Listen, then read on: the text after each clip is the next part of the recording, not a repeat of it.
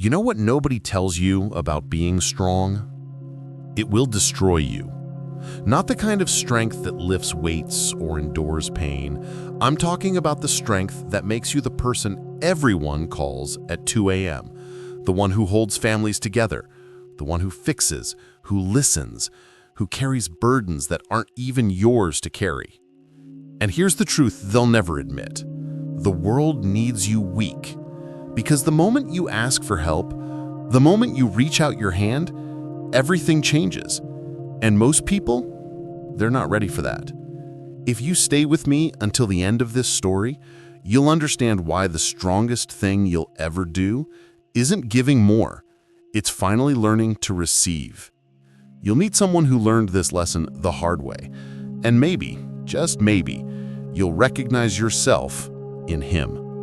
His name was Marcus, 53 years old, hands rough from decades of construction work, a face that smiled easily, but eyes that told a different story, the kind that had seen too much and said too little. Marcus was the man people called when life fell apart.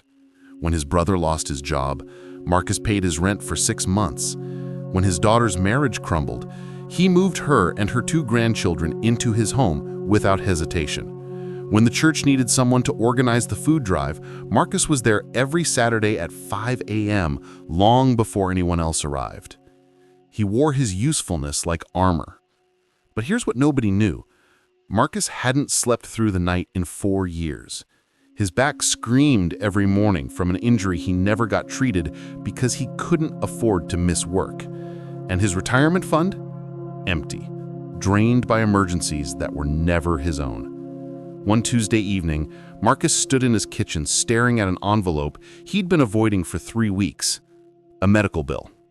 $8,400 for tests the doctor said he urgently needed. His phone rang. It was his sister. "Marcus, thank God. Listen, Mom needs help with her medication costs this month. Can you?" "Yeah," he said before she even finished.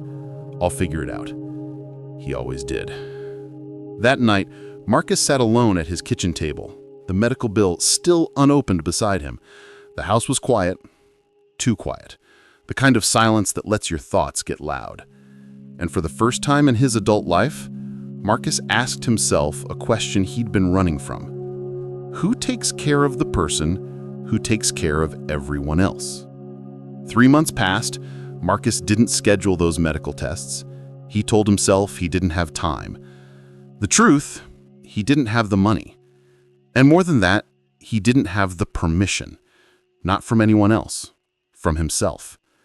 Because asking for help felt like betrayal, like admitting he'd been lying every time he said, "I'm fine."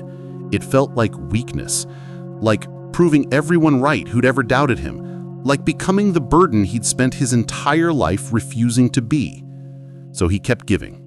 Kept showing up, kept being the rock, until his body gave him no choice. It happened on a Saturday morning. Marcus was lifting a beam at a job site when the pain hit, sharp, radiating from his chest down his left arm. The world tilted. His knees buckled. He woke up in a hospital bed 16 hours later. The doctor, a young woman with kind eyes, sat beside him. "Mr. Hayes, you had a mild heart attack. Your body has been under severe stress for, honestly, I don't know how long." But Marcus, she leaned forward. "If you'd come in 3 months ago when you had those tests scheduled, we could have prevented this." Marcus stared at the ceiling. He didn't cry. Men like Marcus learned long ago not to cry. But something inside him cracked, not loudly, just quietly. The way old foundations give way. "I couldn't afford it," Marcus finally whispered. The doctor nodded. She'd heard this before. "Do you have family, friends, anyone who could help?" Marcus almost laughed. "I'm the one who helps." "Then who," the doctor asked gently, "helps you?" Silence. The question hung in the air like smoke, like truth, like something Marcus had been outrunning his entire life. That evening, Marcus's daughter, Shayna, came to visit. She walked in carrying flowers and a forced smile, but when she saw him, really saw him lying there, diminished and vulnerable, her face crumbled. "Dad, why didn't you tell me you were sick?" "I wasn't sick. I was just what? Just ignoring your health? Just pretending you're superhuman?" Her voice broke. "Dad, you've spent my entire life teaching me to be strong, to handle things myself. And I watched you give and give and give until—" She gestured at the hospital bed, tears streaming now. "Until this." Marcus looked at his daughter and saw something he'd never noticed before. She wasn't just worried. She was angry, hurt.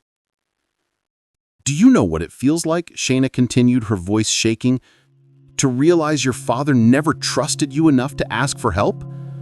You taught me that needing people was weakness, and now I'm 34 years old and I don't know how to let my own husband support me because I learned from the best how to do everything alone." The words hit Marcus harder than any heart attack. He thought he was teaching strength, but he was teaching isolation. "I didn't want to be a burden," Marcus said quietly. Shayna sat on the edge of his bed, took his weathered hand in hers. "Dad, you think love is about not needing people, but that's not love. That's pride.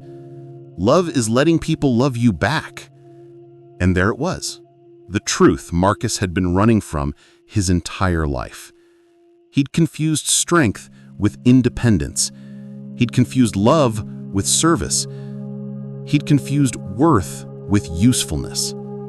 For 53 years, Marcus had believed that his value lived in what he could do for others, that the moment he stopped giving, people would stop needing him.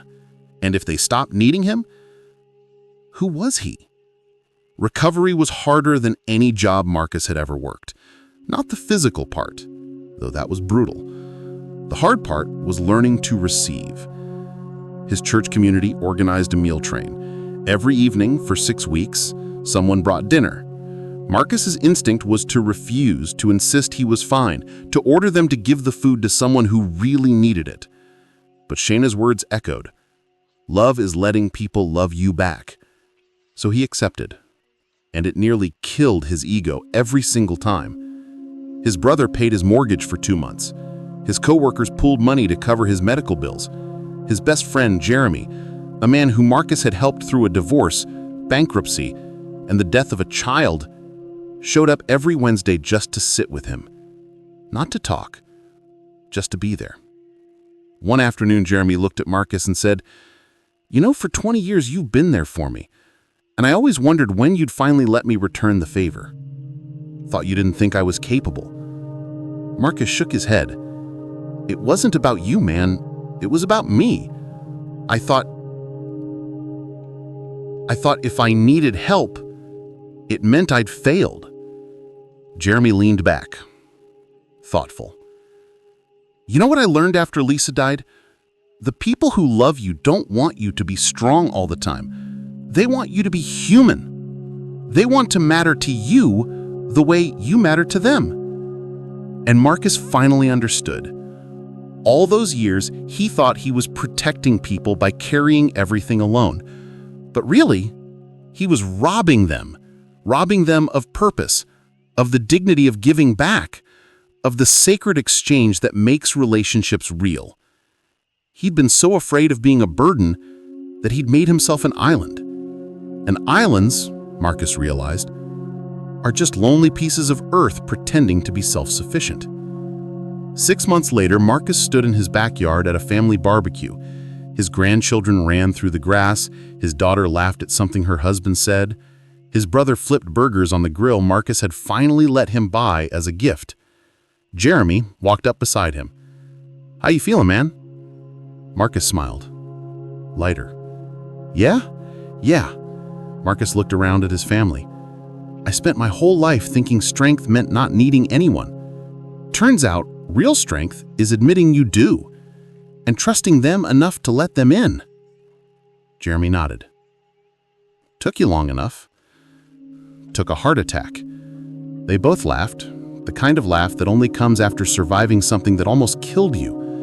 Marcus thought about the man he'd been, the one who believed his worth was measured in what he could give, who thought asking for help was admission of failure, who confused martyrdom with love. And he thought about who he was becoming, someone who could say, "I need you," without shame, someone who could receive without guilt, someone who understood that vulnerability isn't weakness. It's the only real strength there is. Because here's the truth nobody tells you. The strongest thing you'll ever do isn't carrying everyone else's weight. It's finally setting it down and saying, "I can't do this alone." If you've always been the strong one, if you're the person everyone leans on, if you've convinced yourself that asking for help means you failed, let me tell you something Marcus learned the hard way. You're not Atlas.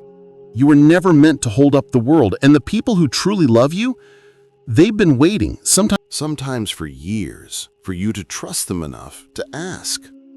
The strength isn't in giving more, it's in finally learning to receive. If this story opens something inside you, a truth you've been avoiding, a weight you've been carrying, don't subscribe for more videos. Subscribe because you're ready. Ready to stop pretending. Ready to be human. Ready to let love be a circle instead of a one-way street. The stories I tell here aren't entertainment. They're mirrors. And sometimes the bravest thing you can do is look into one.